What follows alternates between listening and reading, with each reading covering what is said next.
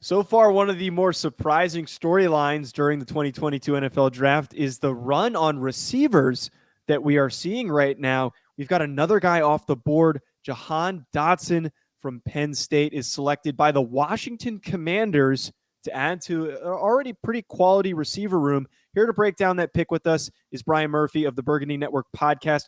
Brian, how are we feeling after that pick after they maybe missed out on some of these other receivers? Yeah, definitely interesting to see that happen. I thought sitting at 11 with Jamison Williams, Chris Olave there available, that they were going to have their pick of whoever they wanted really there, even still Kyle Hamilton. And then they moved back, and I think my guess is that they were hoping that one of those receivers would still be there at 16, and obviously that didn't happen. So Jahan Dotson it is. It brings back some PTSD. It makes me think of Josh Doxson, which I hope that is not the case here.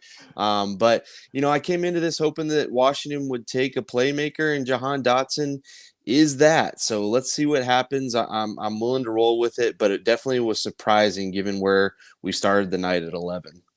Ryan, if I remember correctly, Jahan Dotson's a little bit outside of your top five wide receivers. What are your thoughts on him as a prospect? Maybe not being the best available guy, but what do you think of him as a player? Yeah, I mean, Dotson came running in at wide receiver 6. I really like the football player. I gave him an early second round grade. I think that he has a lot of elements that are really going to be liked by the Washington Commanders. I mean, he's a really smooth route runner, kind of understands how to attack blind spots, good speed, plays a lot bigger than his profile would suggest, right? Like he's a 5'10" receiver that can win above the rim. And I think that you need to pair someone with Terry McLaurin. You need a kind of a a Robin to his Batman, excuse me. So I like the thought of it. I do think it's a little early for him, right? Like to be very point blank to it. Like Brian said, I think that they were hoping that another wide receiver was there, or maybe Kyle Hamilton was on the board still, as obviously he fell to the 14th pick. I like the idea of getting a partner in crime at wide receiver. Just a little bit of a reach, if we're being completely honest.